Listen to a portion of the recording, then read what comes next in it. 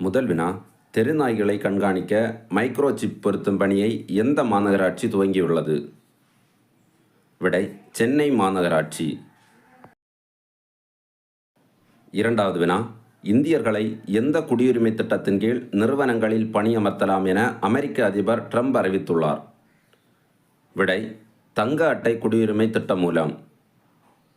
1992 அமெரிக்க நாடாளுமன்றத்தால் உருவாக்கப்பட்ட EP5 திட்டத்தின் மூலம் வழங்கப்படும் அட்டை எது? கிரீன் கார்டு அல்லது பசுமை அட்டை. மூன்றாவது வினா, 2047க்குள் இந்தியா அதிக வருமானம் கொண்ட நாடாக மாற எத்தனை சதவீத வளர்ச்சி தேவை என உலக வங்கி அறிவித்துள்ளது? விடை, 7.8% வளர்ச்சி தேவை என உலக வங்கி அறிவித்துள்ளது. 2000 ஆண்டு முதல் 2024 வரை இந்தியா சராசரியாக எத்தனை சதவீத வளர்ச்சி அடைந்துள்ளது? விடை, 6.3%. நான்காவது வினா, பூஜ்ய பாகுபாடு தினமாக கொண்டாடப்படும் நாள் எது? விடை, மார்ச் 1. பூஜ்ய பாகுபாடு தினம் சட்டத்தின் முன் சமத்துவத்தை மேம்படுத்துவதற்காக கொண்டாடப்படுகிறது.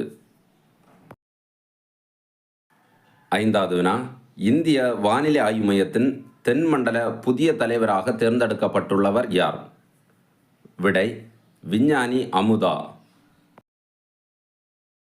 ஏழாவது வினா, இந்தியாவின் அனைத்து கிராமங்களையும் கிராம பஞ்சாயத்துகளையும் டிஜிட்டல் முறையில் இணைப்பதற்கான மத்திய அரசின் பிராட்பேண்ட் திட்டம் எது? விடை, பாரத் நெட் திட்டம். ஏழாவது வினா, 2023-24 நிதியாண்டில் மின் விநியோக தரவரிசை பட்டியலில் தமிழகம் எந்த இடத்தை பிடித்துள்ளது?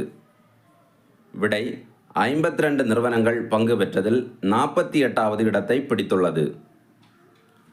மின் விநியோக தரவரிசை பட்டியலில் முதலிடம் பிடித்த மாநிலம் எது? விடை, மகாராஷ்டிரா மாநிலத்தில் உள்ள தனியார் துறையை சேர்ந்த அதானி எலக்ட்ரிசிட்டி மும்பை நிறுவனம். தரவரிசை பட்டியலில் 2வது இடம் பிடித்த மாநிலம் எது? குஜராத் அரசின் தக்ஷின் குஜராத் விஜ் நிறுவனம்.